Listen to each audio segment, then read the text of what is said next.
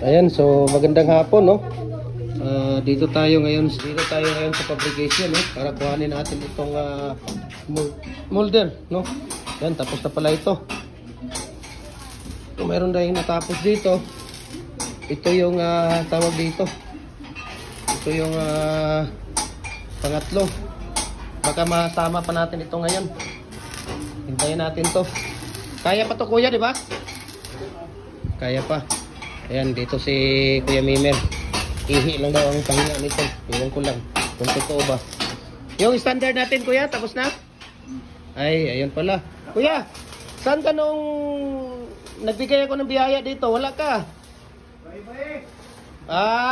Ayun lang. Nagbaya-baya ka pala eh. Ayun, dito si Kuya Ray. Nasaan na yung standard natin? Tingnan natin dito kung nasaan na yung standard. Ito ba? Ginagawa pa. Itong, ano ba to? Tuyo na to, kuya? Malapit na. Malapit na? Ayun. So, ito yung standard. Ang dami natin ngayon dito ng mga tawag dito. Mga molder, no? At nandito nga si kuya. Ayan. Tingnan mo, gumagawa ng pusod. Ayan. Pusod. Dito, anong ginagawa mo dito, kuya? Plates? Palita. Ayan, yung palita ginagawa dito ni Pusod kuya. yan, hita. Ayan. Sa kanya, hita, palita. Dito, pusod. Ayan. Dito si Kuya Mimer. Ayan. At saka si ate. Ayan. Sama na natin si ate. Hello vlog. Ayan. Freebase out. Ayan. May ito pala previous to eh. Ito previous to eh. Ayan. So, si Kuya Ray gumagawa dito ng ano, ng hollow blocks. Ano yung ginagawa mo dito, kuya? Double. Double ba? 3.5. Ayan, double na 3.5 pala ito. Mayroon 3 and 3/4 na double, kuya? So,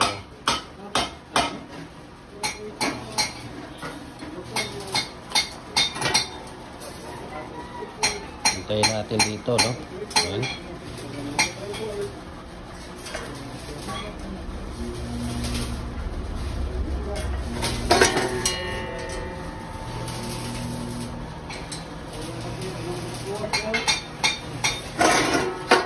So dito tayo sa ating dragon fruit post or pins concrete post. Dual po ito, no? Pwedeng dragon fruit post, pwedeng pins concrete post. Ayan, so hintayin na lang natin ito at pipinturahan na ito. Ayan, so ito pala yung mga natapos ni Kuya Mimer dito. Yung tatlo bukas ko kukuhanin. Yung tatlong sa hapon, kuya? Bukas? Yung hapon? Ha? Isa na lang ba? Duwa naman. Duha ra day.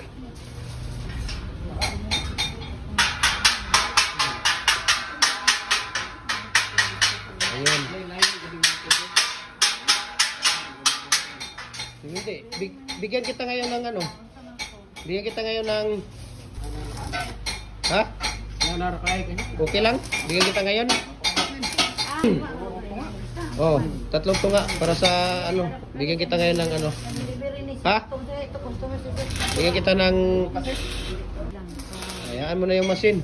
Sabihin mo na si Magellan ano pa? Ha? Kalag.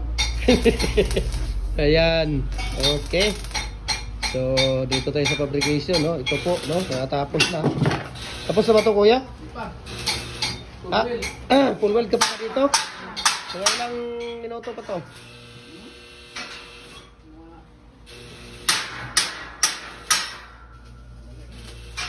Mga 20 minutes? Ayan, 20 minutes siguro, full weld. Ayan. So, maraming salamat, no? At God bless po sa ating lahat. Ayan.